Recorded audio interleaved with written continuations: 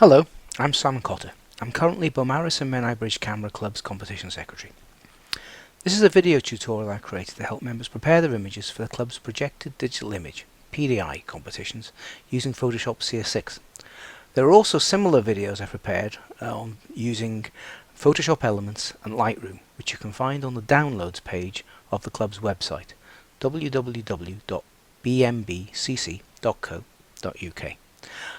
While this tutorial is specifically intended to prepare images for Beaumaris and Menai Bridges PDI competitions, with the possible exception of file naming, should also be applicable to most other UK digital projected image competitions and exhibitions. Although I've used Photoshop CS6 for this tutorial, it should also be applicable to most recent versions of Photoshop. I'm not going to go into depth into the theory behind PDI files need to be prepared in this way. It's intended more to be a how-to tutorial. However, I will show you where to find further information at the end of the video. As with anything in Photoshop, there are a number of ways of achieving the same end result, and these are just methods that I've used.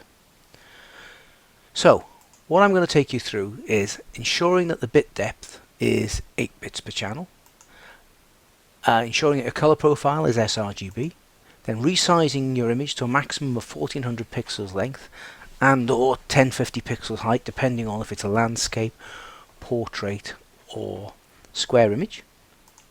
Then how to extend the canvas to a full 1400 by 1050 pixels so it fills the frame. And then how to save it as a JPEG and the file name convention you need to use so that the competition software we use will be able to display it in the correct order. I'll also show you how you can add a coloured stroke or outline to your image if you want to differentiate it from the background.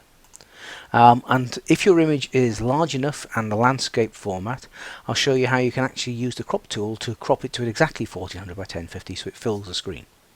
And then I'll finish off by giving you some extra information and help if you want further information. Okay, over to Photoshop. Okay, so this is the first image we're going to work on. So the first thing we want to do is to actually check the bit depth. So if we go to Image, Mode, that will come up with here, and you see there are different ones. In the case of my image here, it says 16 bits per channel.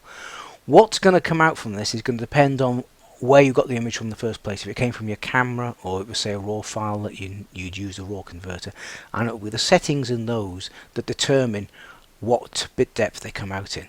So mine automatically comes out in 16 bits per channel, but for projected digital images you need to change that to 8 bits per channel. So you click on that and that's it. Your image may well come out as 8-bit already. The other one that is also dependent upon either your camera or raw converter is going to be what's called a color profile. If we go to Edit and then Convert to Profile, it shows you here what the source space. So this is what it's telling you your current color profile is. In my case, it's Pro Photo RGB. My images come from Lightroom, which automatically gives Pro Photo. What you want it to be in to convert it to is sRGB, which is what's showing here. Now there's a fair chance, if you're not seeing that, click on this box and it will show you all of the different profiles that you've got on your computer. If you come up here, you'll see here these are the ones that you normally want to look at, and that's the one you want, sRGB, and then you click on OK to do it. There is a preview. There is a possibility, a slight possibility it may change the color. If it does, then you could try different rendering intents, which is what you've got down here, but to be honest, I've very rarely ever seen that happen. By the way, sRGB is also the ideal color space if you're going to be putting any of your images up onto the internet. So click OK, and that changes that. Okay, so now we've got that image here. So now we want to resize it. So we go up to Image, Image Size, and this brings up this dialog box here.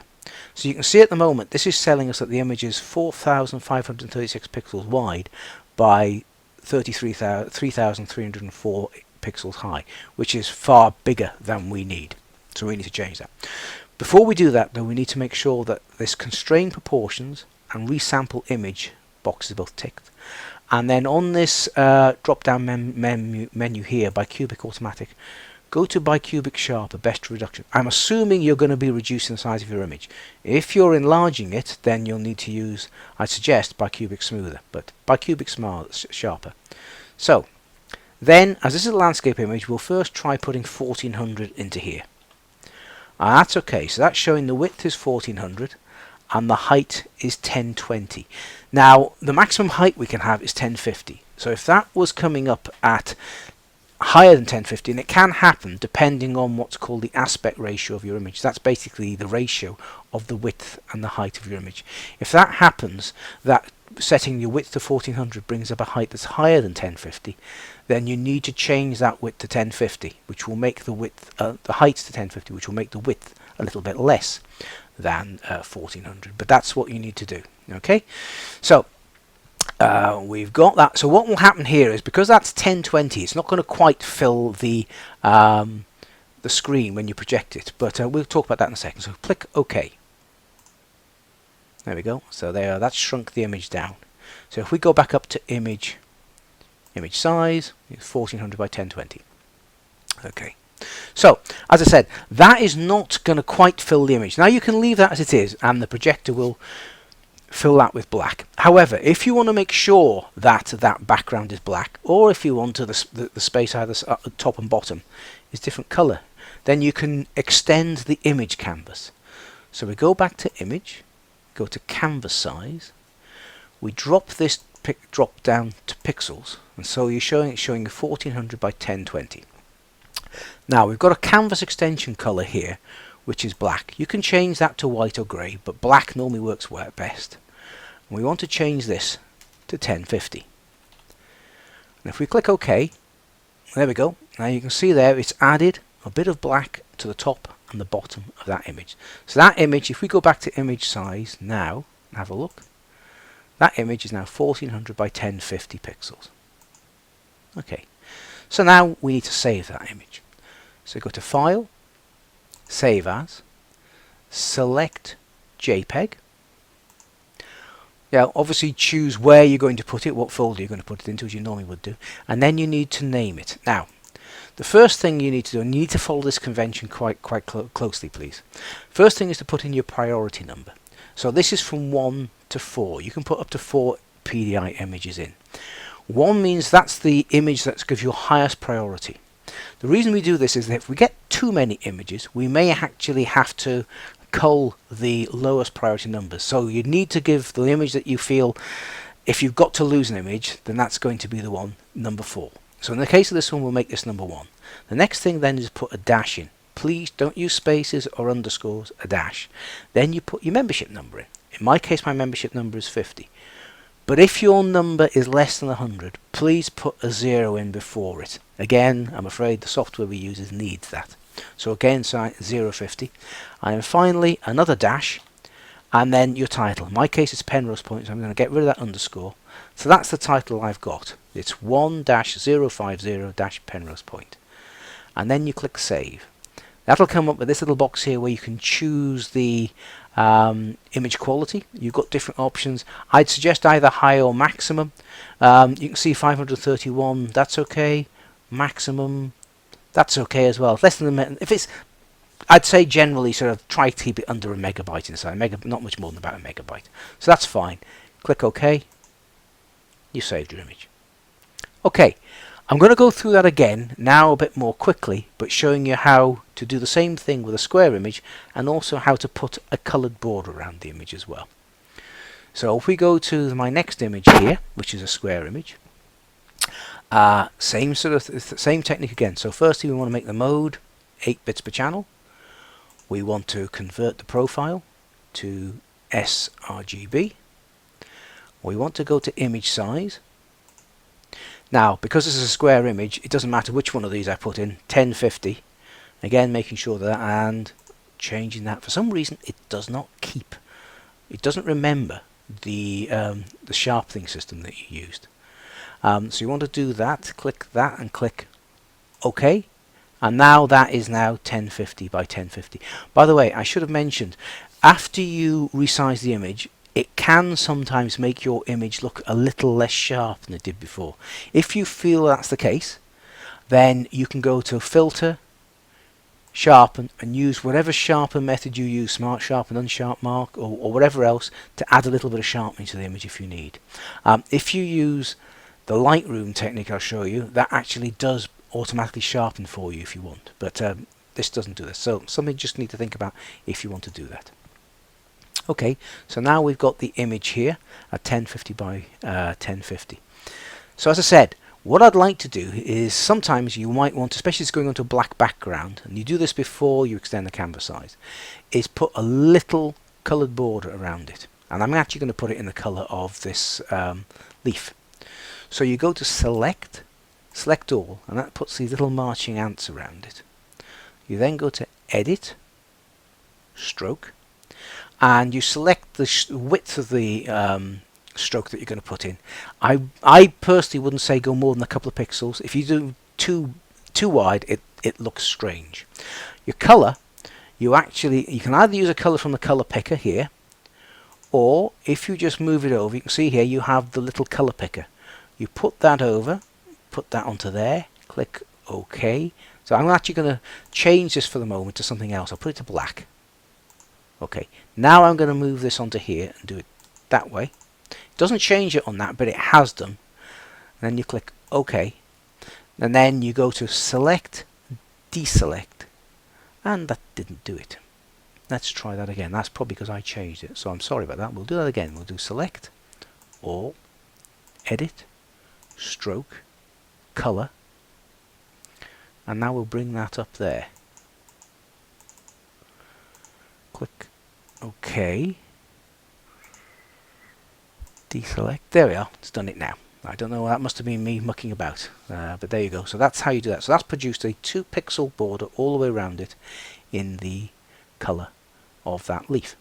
And then we can now go to the same thing as before. We can go to Image, Canvas Size, drop that down to pixels, make sure the background's black. And now if we set that width to 1400, it's already at 1050 height. Click OK. There you go. So now we've extended that. And the same as before, we can go to File, Save As. This is going to be, for me, image number 2, -050, and I'm going to call that dash black and gold. JPEG. Save. That's still okay. Okay, right. Finally, what I'm going to show you now is technique that you can use if you've got a larger image and it has to be landscape format. You can use the crop tool to actually do the crop the image to the exact size of 1400 by 1050 so it fills the screen. So this is the crop tool here on your menu bar. I've got mine set to 1400 by 1050, but I'll show you how to just sort of put that back, change that, because yours may not be, probably won't be set to that. So up in this box here, you type 1400 space px. That tells it it's pixels. And then this one, you type 1050 px. Okay. And as you can see here, it's now created the cropping box, and there's space either side of that. And if you hold this down, what that's going to do is that's going to crop that bit to 1400 by 1050. So let's move this around a bit.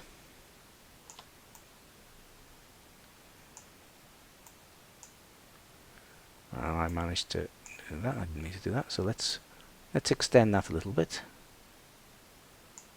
There we go.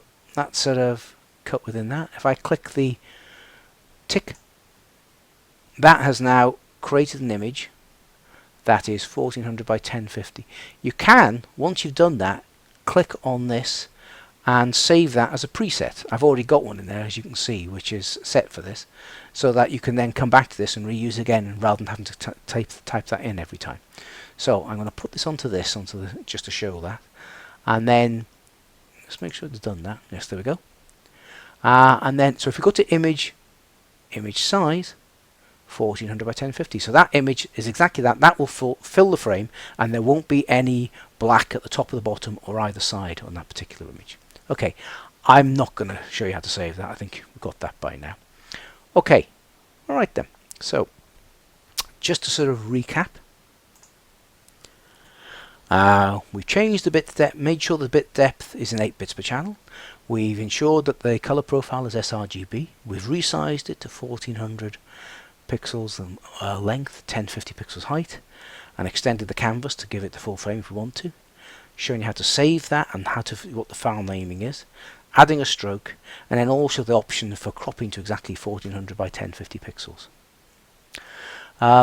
If you want any more information or help, if you go to our website, www.bmbc.co.uk, have a look at either our downloads page where we've got some various guidelines. There's a Dave Flitcroft's guide to preparing images. There's also a guide from the Lancashire and Cheshire Photographic Union on how to prepare images, which is very comprehensive and covers, again, Photoshop Elements, Lightroom.